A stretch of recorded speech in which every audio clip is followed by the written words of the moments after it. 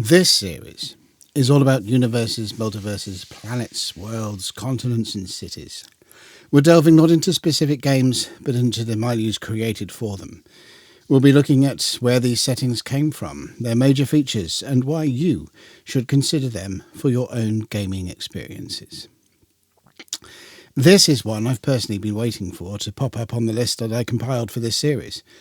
Once upon a time, in my fitter younger days, I did a fair amount of long-distance walking. During these expeditions, I always took a book or three, depending on the weather. Some of them even made it back home in one piece. For a 1986 expedition, a friend suggested the books The Colour of Magic and The Light Fantastic, a duology by an up-and-coming author named Terry Pratchett. I had seen a review of The Colour of Magic in the pages of White Dwarf, but it hadn't yet registered with me as something I'd enjoy reading. That proved to be wrong. So, armed with rucksack, tent, and those two books, I set off. The books were finished before I reached the end of my route. They were fantastic. And from that point on, I was a Discworld lifer. And that is the subject of today's video. The Discworld. A world of satire, parody, endless possibilities, and an immense slice of humour.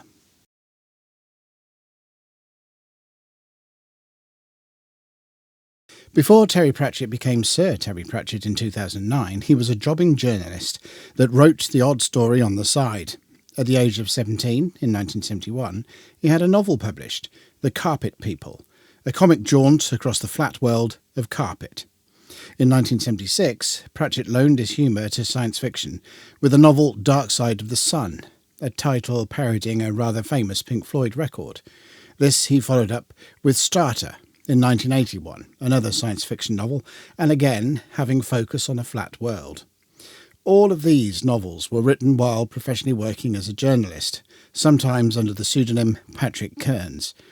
But he really hit his stride in 1983 with the release of The Colour of Magic, the first novel in the eventual 41-novel fantasy series set in the Discworld. It wasn't an immediate success, but by the fourth Discworld novel, Mort, Pratchett was able to switch to writing full-time as a professional author in 1987. And he is the best-selling British author of the 1990s. The US was slower to catch on, perhaps because a lot of Pratchett's humour is distinctly British, but he did make it eventually to the New York Times bestseller list from 2005. The Discworld in literature has proved to be a phenomenon, spawning the aforementioned 41 novels and additional paraphernalia. Maps, my own personal love, quiz books, stationery, art books, recipe books, spin-off works, television shows, and a whole spread of merchandise.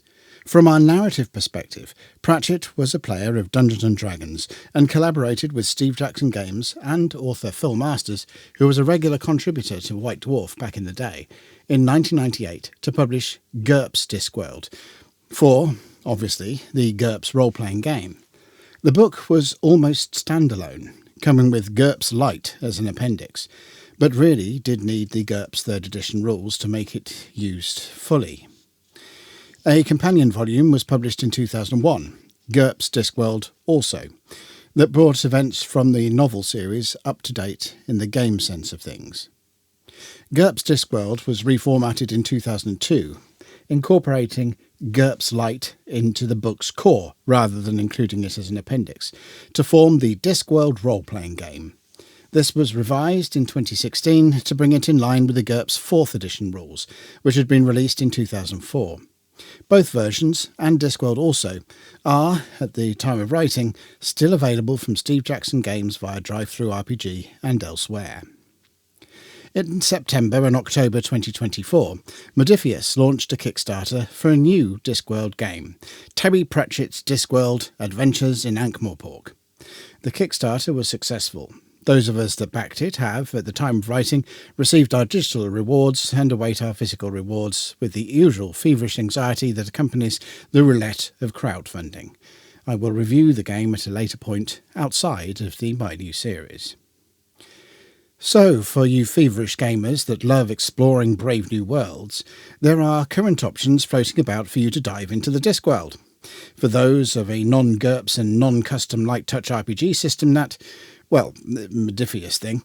There's a little exploration of Discworld in Advanced Dungeons and Dragons bent within the October 1986 issue of White Dwarf, back when we fans had but the colour of magic, the light fantastic, and equal rights to tickle our funny bones. And for those that don't like Discworld, tough. As a series, it hands down defeats any dodgy tale of a specky wizard protege.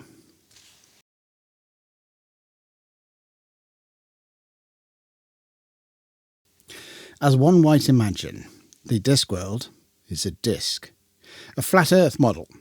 It rests atop 4 mighty elephants who in turn stand proud on the back of Great Atuin, the world turtle. Unlike most flat earth models, the Discworld explains, for example, the movement of the sun, with the small, for a sun, globe passing over and then under the disc, occasionally needing a great elephant leg to be lifted out of the way. Beyond the stellar and beyond the fears expounded by certain individuals during the early Discworld novels regarding theories on what may happen when 2 world turtles meet, to the point of sending Chelonauts over the edge to determine whether Great Atuin would end up on top or, Armageddonly, below the Discworld, provides a very broad selection of environments in which to adventure and through which many of the novel series' many protagonists travel. Lankmar-esque Ankh-Morpork, Egyptian-esque Jelly Baby, the child of the River Gel, witch-haunted or harangued Lankra, and Hammer House Uberwald, to name but 3. Forex, the Lost Continent, is based on the Australian outback. The Agatian Empire parodies China and other nations of the Far East, and Chlamados lampoons Wales, to name 3 more. Time is also all over the place, probably the fault of meddling monks. So, picking influences from the ancient to the Renaissance periods for Discworld adventuring is also very much on the cards. That the Discworld is, thus, a mismatched patchwork of vague real-world parodies should be seen as a strength. You can tell any story you like here, and Pratchett himself delved into a massively broad spectrum of influences to bring his stories to the page.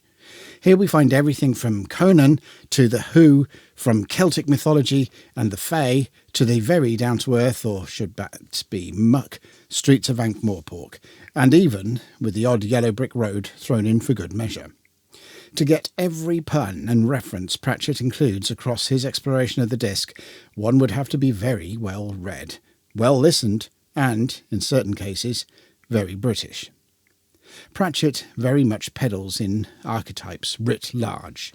There are no figures witchier than Nanny Ogg and Granny Weatherwax, no wizard more wizardly than the Arch-Chancellor of Ankh-Morpork's Unseen University. In the books, he takes stereotypes and bends them into figures of comic pastiche, and from this basis derives a world that, despite its ridiculously disjointed cross-references, hangs together and seems to make sense. It is brilliant and unapologetic, and above all, funny, even in those stories that are quite dark, and especially in those stories that are not so dark and parodies that delve into the absurd. A good example here is the parody of a TV show I used to love when I was a kid, Bush Tucker Man, who roamed Australia finding food just about everywhere.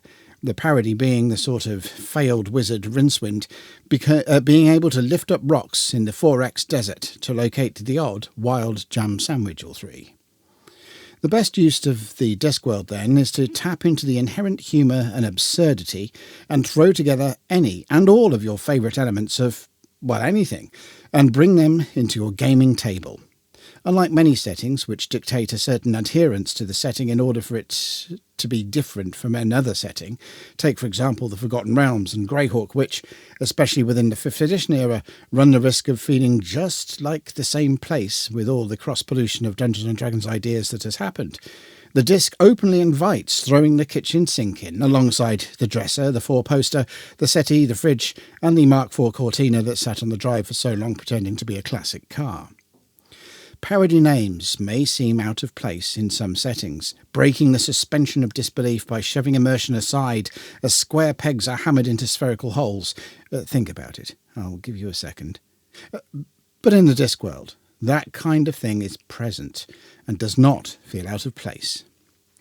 The Discworld and Terry Pratchett's writing has got me through some pretty dark times, as well as accompanying me on my own adventures, on long-distance walks and other forays. They are not the most challenging reads, but can be quite challenging to get. Some of the jokes, the puns, especially those in a particular novel that are drawn from an influence that you have not yet connected with. Thus, they provide enough intellectual athletics to stimulate the brain without overly taxing it, and the Discworld is similar from a gaming perspective. There's a lot there.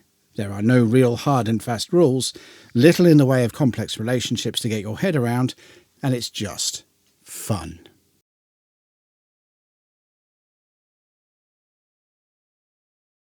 There is room for everyone in the Discworld. Serious players might take a while to get around the non-serious naming conventions of certain places and people, but the Disc can accommodate every style of play, from intense horror to light-hearted fantasy trips. It can call upon your interest in classical mythology, or your reading of African folklore, or even your interest in emerging electronics and telephony. It is utterly broad. I would even go so far as saying that it doesn't need a dedicated role-playing game. It can be used with anything you care to pick. Sure, Steve Jackson and Modiphius have managed to get hold of licenses to do their own game books for it, but all you really need is your favourite game system and, say, a sense of humour, and the Discworld Atlas or the Discworld Companion, and you're set. Just add imagination. There is good reason why the Modiphius Discworld game is rules minimal and lore heavy, just like the disc itself is not nailed down to any particular culture, genre or historical period, and trying to do so would be like nailing jelly to a wall. And the setting as a whole doesn't put forward anything that would mean one game system works better than any other. What's more, for most fantasy systems, you wouldn't need to tweak or modify anything much, if anything, to use it with the Discworld. Okay, so perhaps those systems that are more pinned to one setting or another, RuneQuest comes to mind, wouldn't work as well, but certainly basic role-playing, the underlying system RuneQuest is built upon, would certainly work, as would Dungeons & Dragons, Rollmaster, Fighting Fantasy, and any of a number of systems out there, including, of course, GURPS. So yes, I'd say it was for everyone.